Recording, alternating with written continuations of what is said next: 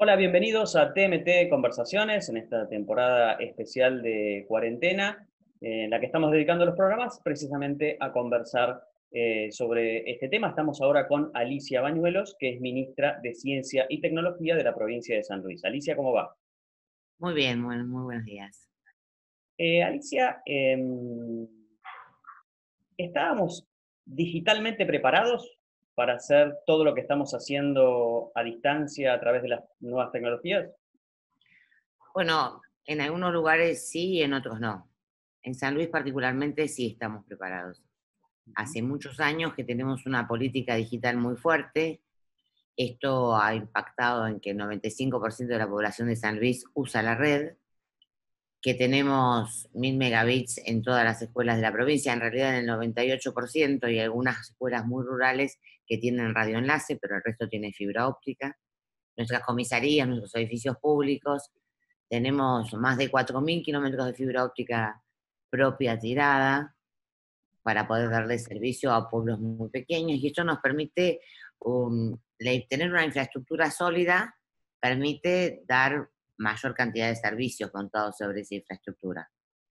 Y además, con una trayectoria de muchos años, más de 20 años, que ha permitido que la sociedad puntana se vaya digitalizando. Y hoy hace que el 95% de la red use la red.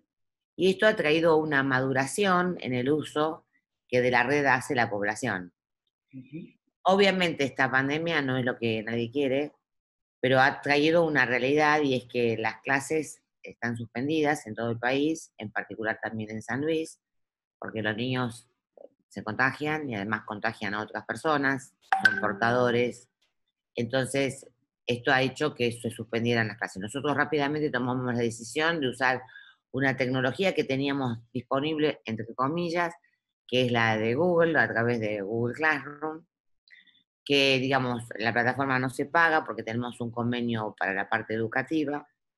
Y teníamos a la vez, durante varios años, hemos formado docentes a tal punto que tenemos el 1% de la población en San Luis, pero tenemos el 78% de los docentes certificados en Google Education nivel 1.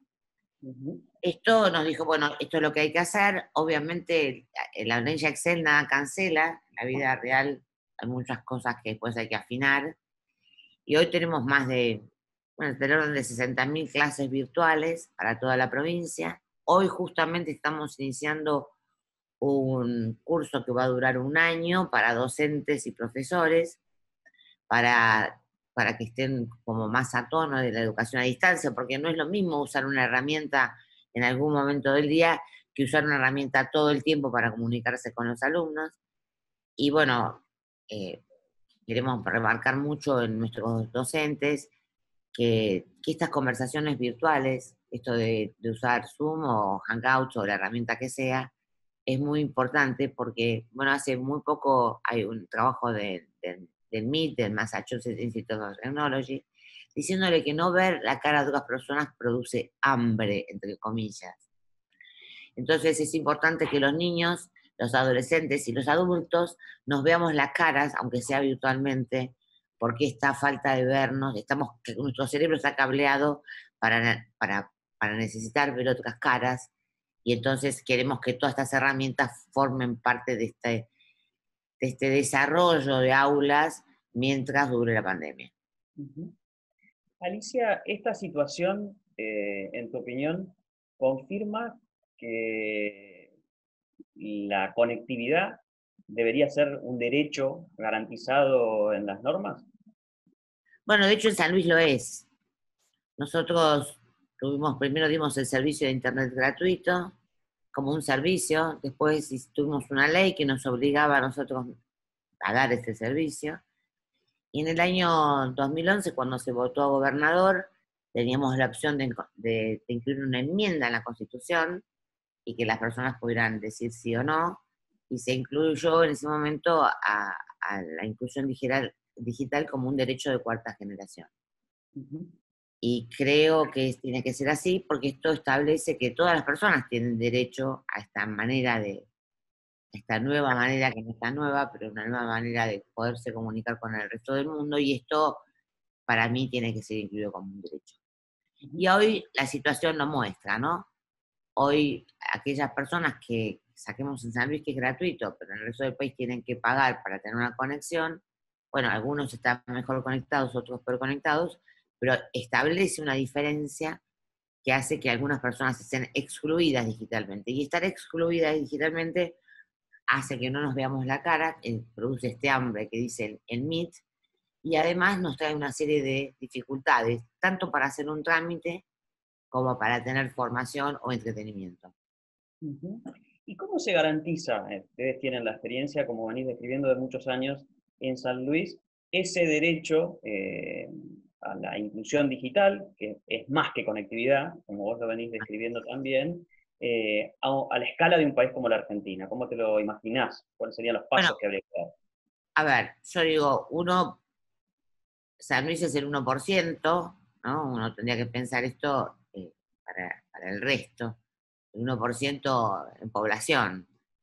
Bueno, obviamente los costos de esto no es que nadie lo paga, el Estado invierte en poner fibra óptica, invierte en poner antenas de Wi-Fi, invierte en darle dispositivos a los niños para que aprendan y estén conectados, invierte en formar a que el público tenga cada vez más servicios que los pueda usar a través de la red. Muchas de estas cosas se hacen en otros lugares. Lo que no está garantizado es que uno pueda tener efectivamente conectividad gratuita. Y esto establece una diferencia muy grande entre los que tenemos y los que no tienen. El mundo habla bajar los costos, digamos, al mundo me refiero a todos los foros a donde uno pueda participar respecto a este tema, hablan de que para disminuir esta brecha que es tan importante para el desarrollo mundial, esto estamos hablando antes de la pandemia, eh, era necesario bajar, que la gente pudiera pagar menos. Obviamente, el estado ideal de eso es que no tengan que pagar. Entonces, yo creo que hay que hacer esfuerzos para tratar de que el servicio le llegue a los lugares que tienen que llegar y que sea razonable en cuanto a costos, tratando de que el costo sea tendiendo a cero, Ujú. para ¿Cuál es asegurarnos que todos. cuál es la diferencia entre una provincia o una región del país conectada y con varios años de conectividad y de uso y de adquisición de esas herramientas en términos de acceso al mundo, en términos de acceso a mercados, al conocimiento? ¿Cuál es la diferencia entre entre una zona conectada y una que no lo está? Si ya hay algún estudio, si ya hay, respecto a impacto en PBI o en Mira, mejora de la calidad educativa. hay algunos estudios que muestran que hay efectivamente una relación con el PBI, no recuerdo exactamente, que son muy interesantes, que hablan de la maximización de la digitalización. Porque uno empieza diciendo, bueno, tengo internet, como decían acá hace muchos años, sí, pero la gente usa redes sociales. Sí, sí, al principio usa redes sociales. Es como la manera en que se digitaliza, entre comillas, la manera en que aprende a usar. Después las redes sociales no alcanzan, entonces las personas entran a usar otras cosas. Entonces uno puede hablar de la maximización de la digitalización. Y esta maximización, hay varios estudios muy interesantes del Foro Económico Mundial que hablan de este proceso de maximización y que se produce un círculo virtuoso. Aquellos lugares que maximizan la digitalización consiguen un impacto en el PBI más fuerte y esto hace que haya un mayor crecimiento. Es decir, estar más digitalizados produce un efecto positivo que termina redundando en mayor, una economía mejor. De esto hoy casi nadie discute, digamos, lo que ocurre es que en muchos lugares dicen, sí, esto es el camino que hay que seguir, hay que lograr mayor digitalización, pero después las inversiones no están. Esto, para dar un ejemplo de esto, es, la Argentina habla de tener una agenda digital. Todos hablan de tener una agenda digital, pero para tener una agenda hay que tener ideas de un proyecto y después hay que tener un cronograma y dinero para ejecutarlo.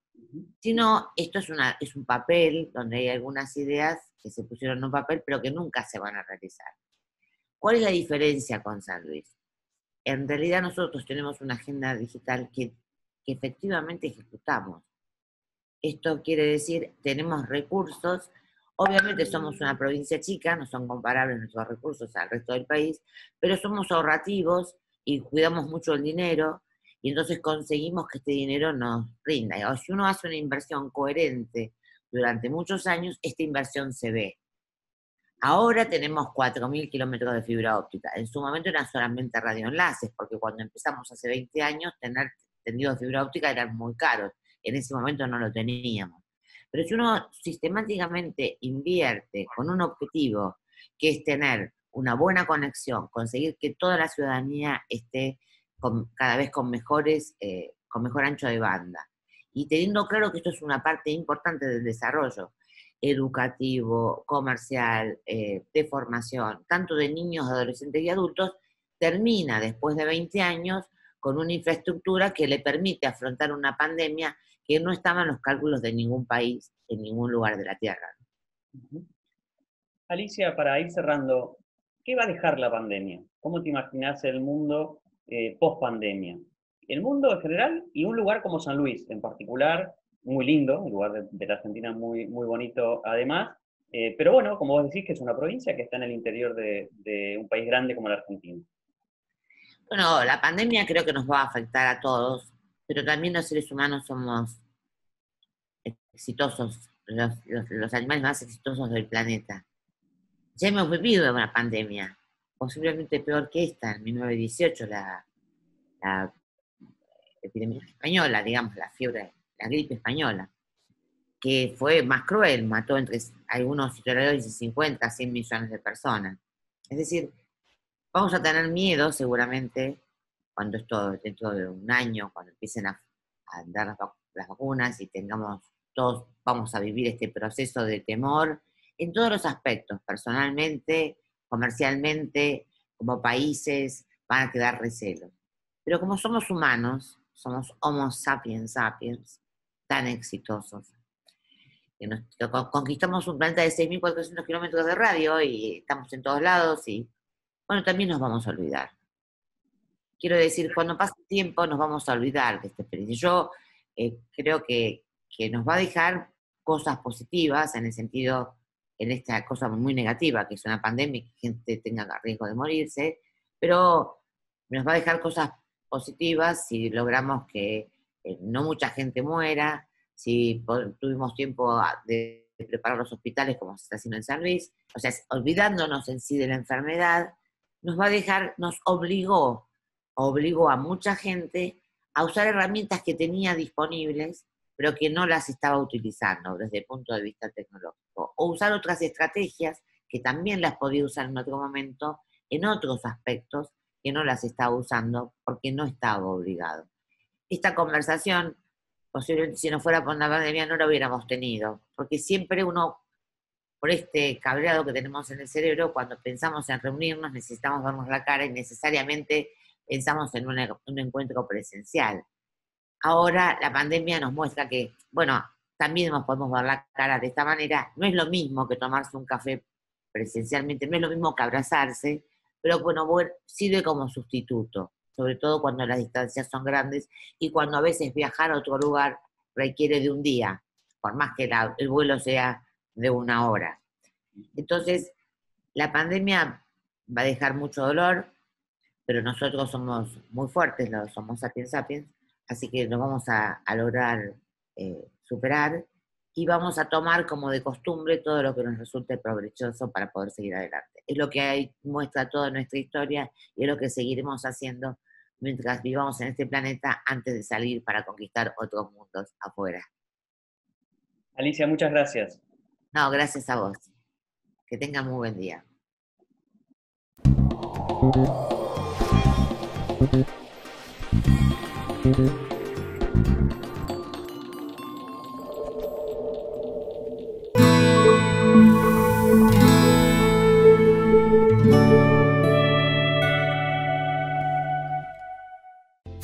Encontrá tu factura de Cablevisión Fibertel o personal en cablevisionfibertel.com.ar/yo pago en casa. Pagala con tu tarjeta de crédito o débito y si te adherís al débito automático tenés importantes descuentos. Personal Fibertel y Cablevisión.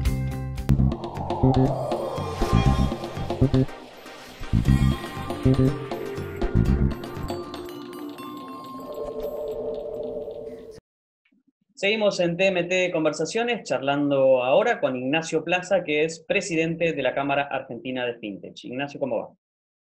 Hola, ¿qué tal? Buenos días, José. Saludos a vos y a toda la audiencia. Un gusto poder estar hablando con vos. Ignacio, ¿qué impacto tuvo el coronavirus, la pandemia, el confinamiento de medio mundo en la industria fintech? Te diría que en todos los casos, en general, hay una creciente digitalización del mundo, medio obligada también por el tema del confinamiento, digamos, de la cuarentena, llamémosle. Y por otro lado, en algunos otros aspectos, es el tema crédito, digamos, la gente está sufriendo mucho estrés en todo el mundo, los gobiernos han dado paquetes de ayuda porque se han cortado los ingresos de mucha gente, con lo cual la devolución de créditos se ha complicado. Y en ese sentido, lógicamente, esa es el área del vertical que está más afectado, digamos, ¿no? con incertidumbres.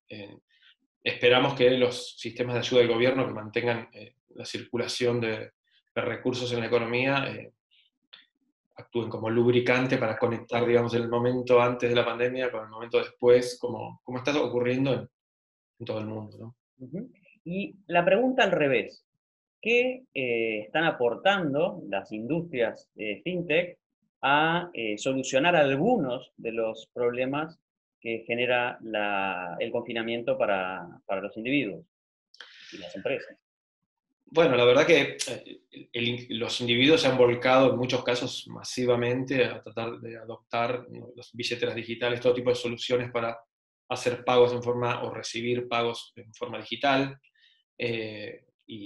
y el uso de todas las infraestructuras de fintech, que básicamente fintech, para hacerlo más entendible, hay servicios de fintech que son para empresas, lo cual no aplica tanto a lo que sería más entendible, que es el servicio de incluir a todos, o sea, que cada persona que tenga un celular, que en Argentina básicamente es todas las personas, hay 60 millones de celulares, pueda acceder a cualquier tipo de servicio, ¿no? El celular, de alguna manera, lo representa en un mundo digital de servicios, y bueno, de esa manera ya la naturaleza del servicio da un servicio. Y después algunas de las compañías de crédito han buscado la manera, en la medida de sus posibilidades, de postergar pagos y, bueno, permitir a los usuarios que puedan seguir operando reconociendo la crisis, ¿no? Hay compañías que tienen más espalda, digamos, más recursos para postergar pagos. Nosotros tenemos un muy amplio grado de participantes en la Cámara, desde tal vez la compañía de Internet más grande fuera de Estados Unidos y China, hasta una compañía que recién se acaba de fundar para un nicho específico, tal vez en criptomonedas, en seguridad, digamos, ¿no? Fintech es muchísimo, o sea, y en el futuro va a ser cada vez más, porque en el futuro, con los contratos inteligentes, la integración del software, del dinero programable en los negocios, en la economía, en las distintas industrias, va a ser cada vez más importante, y se mezcla un poco lo que va a ser la producción con la certificación, con la calidad, con el crédito. Todo va a funcionar de una manera integrada. Es el futuro, y es un poco lo interesante de esta industria, ¿no? Que va a ser cada vez más importante y que ocupa muchos aspectos. Uh-huh. Ignacio, ocurrió en la Argentina una paradoja. Por un lado, la sociedad cumpliendo muy bien la cuarentena, ¿sí?, con mucha responsabilidad, la grandísima mayoría de la población cumpliendo las instrucciones de las autoridades sanitarias. Por otro lado, una industria fintech con una vitalidad extraordinaria y una capacidad de innovación que ha demostrado, como vos decís, tanto en empresas grandes, ya consolidadas a escala internacional, y una incubadora de proyectos muy activa. Y en el medio, esta situación del viernes negro con millones de jubilados parados en las puertas de los bancos para ir a retirar el efectivo de los bancos, ¿no? Cuando, como vos bien venís narrando, tenemos todas las herramientas para que eso no hubiese ocurrido, nunca, y especialmente cuando esa parte de la población tiene que estar más resguardada.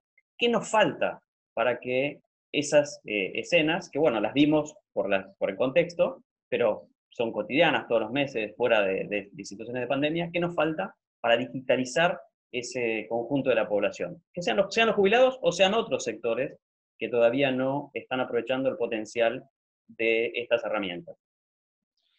Bueno, es un problema complejo, digamos, ahí por un lado tenés costumbres que la gente tiene muy arraigadas y que a veces desconoce la existencia de las herramientas.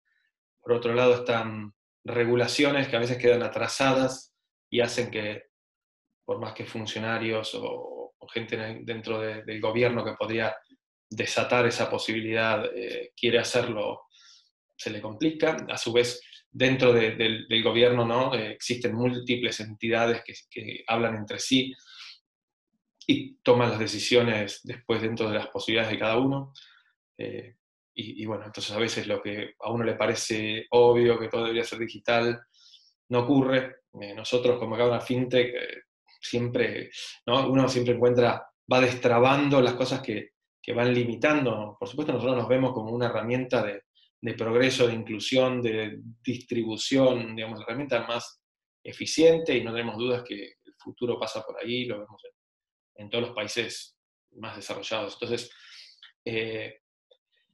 a ver, es un problema, como te decía, complejo. Por un lado es el conocimiento de la gente, por otro lado es cómo quienes distribuyen estos recursos, en este caso serían CES, en este caso particular, promueve la adopción el uso de otros mecanismos digitales de distribución.